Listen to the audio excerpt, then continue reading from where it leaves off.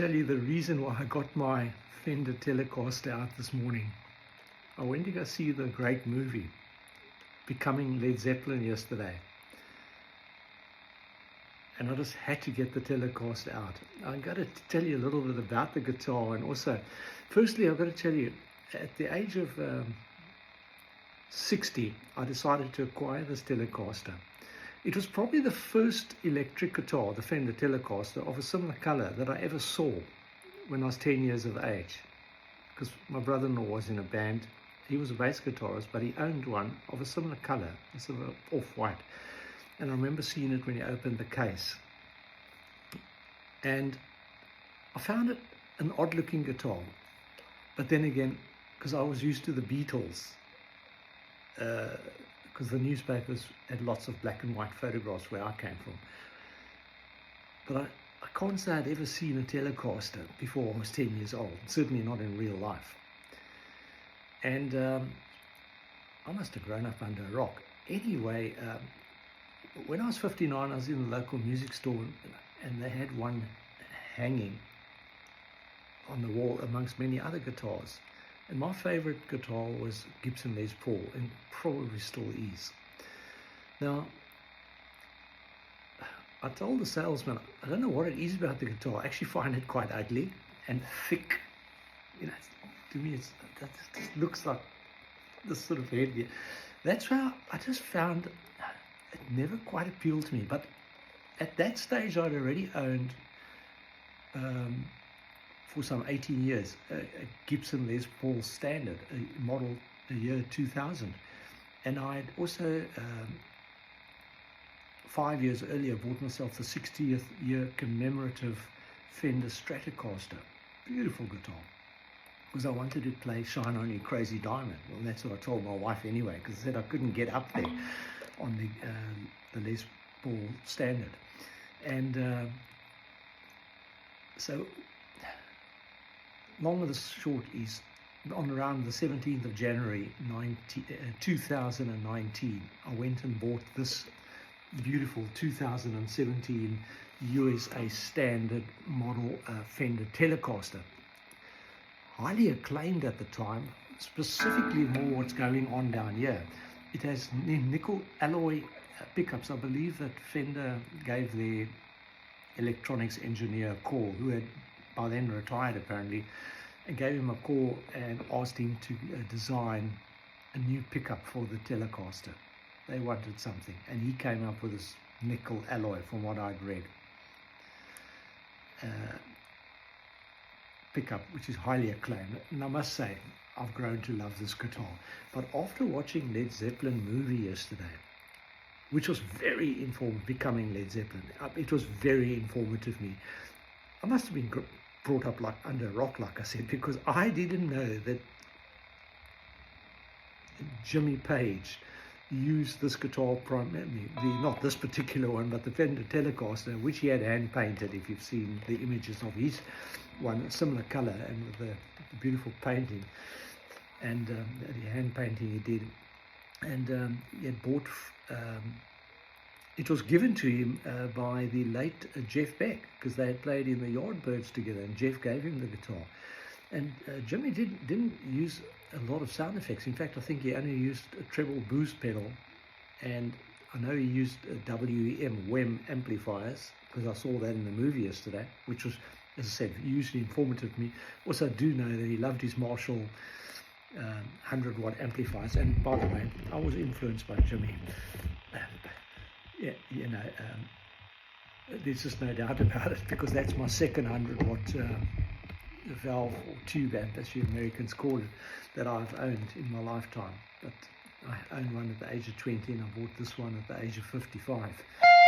I've had it for about 10 years, 10 years now, and great joy. But today I'm just coming through this 100-watt Boss Katana ampere, which is a beauty. Now I've got it set on the lead channel, and I'm using a bit of extra mega distortion, Boss mega distortion overdrive pedal.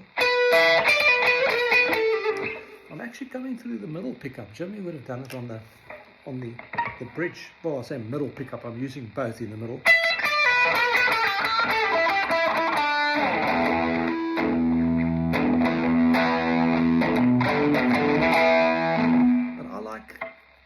in pseudo sound of, well, you can tell me, but, and I'm playing in very soft volumes. I'm just talking quite softly. So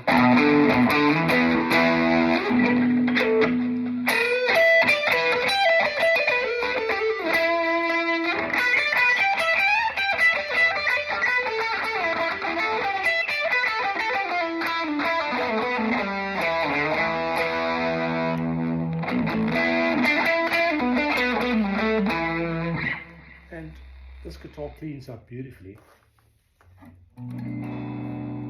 You can still hear I've got the gain distortion pedal engaged. So if I turn the volume down,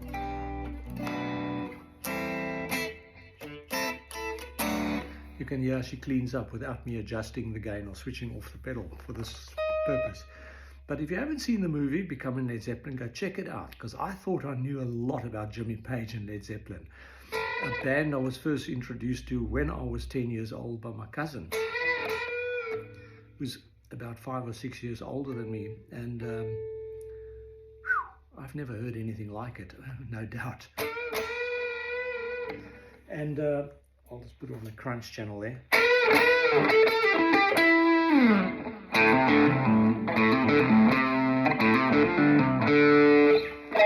Sort of Eric Clapton tonality going on there, but we do know Eric used the Fender Stratocaster. But you know that. I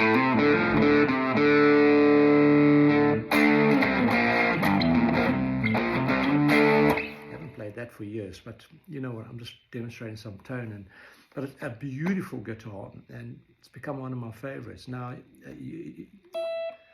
I believe that Jimmy Page refers to his Gibson Les Paul Deluxe as he referred to it as his number one, his go-to guitar.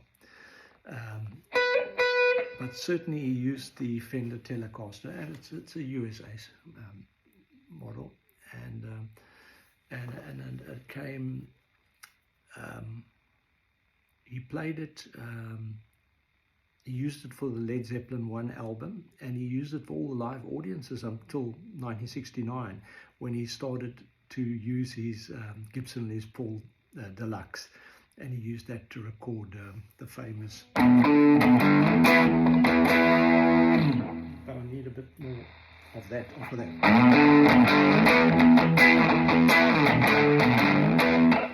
For that song. And you got to.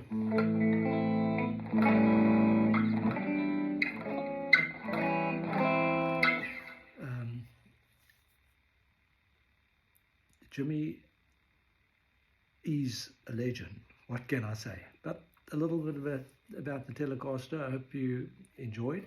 So you told you about the pickups. I want to talk to you about the intonation. So you got the 3 saddles, and as you can see, 2 strings go over each saddle. Now, I learned how to intonate a guitar 7 years ago, just by watching YouTube, something that scared the living daylights out of me until that point. And let me tell you something. So you want your open E string to both ring true, and trust me, you probably can hear they do. I've tested it electronically. This guitar is in perfect intonation. So what happened with my Gibson Les Paul, which is a common problem, here on the G string at the 2nd fret, the A note would always ring sharp. So I found that by tightening the truss rope, so when you're looking down at the guitar, you stick your Allen key in and you move it to the right. Rightly, tightly, and lefty, looser. I needed it tighter because I wanted the neck to pull back like that, more straight. And then my intonation issue at the 2nd fret on the Les Paul got a bit better. And then I started fiddling with the Les Paul's saddles, and I've got it just about where I needed it now. But I want to talk about this guitar. When I intonated this one, because it went slightly out after about a year, we have extreme weather, hot and cold, and humidity especially, it makes the wood go crazy. I found if you want a micro adjustment, I'm not a physicist, but think about what I'm going to tell you. You see, you've got the 2 screws that go through each saddle. Now, if you tighten them, it will lift the saddle, and depends which one you turn, will lift one side versus the other, or you can do them both equally. So once you've got your scale length, or the distance from your saddle down to your nut, once you've got that perfect, where you get the guitar ringing true open string to the 12th fret, you want the exact equal pitch, which is an octave higher, and you use the electronic tuner. But if you need a micro adjustment, let me give you the trick with this particular guitar that works so well. If you lift that saddle, think about the physics. If you lift it, you're tightening the string, thereby shortening the scale length. So the note will lift if you need it lifted, and if you need the scale length increased to reduce the tension in string, therefore reduce the pitch. If your note's ringing too high, then you tighten that screw and the saddle will lower, and you'll get a slightly increased pitch. And that little tip will take you far. But if you haven't seen the movie Becoming Led Zeppelin, check it out. It's actually got some good humor, good old British humor,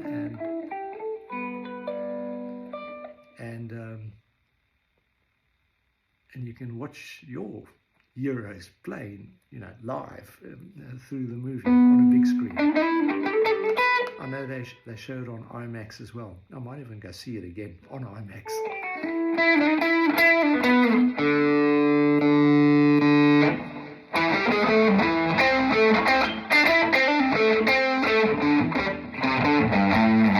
Stuffed that one up, but you knew I would. Black Dog. John Paul Jones, the bass guitarist, wrote it.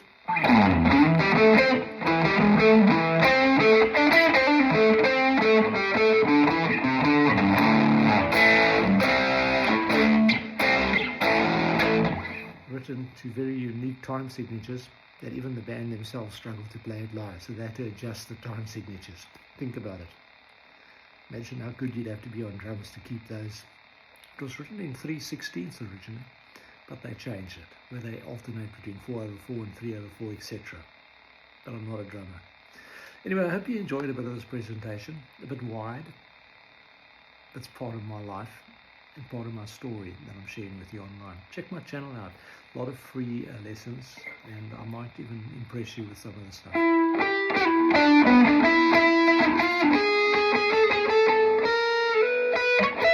Who knows? Good luck.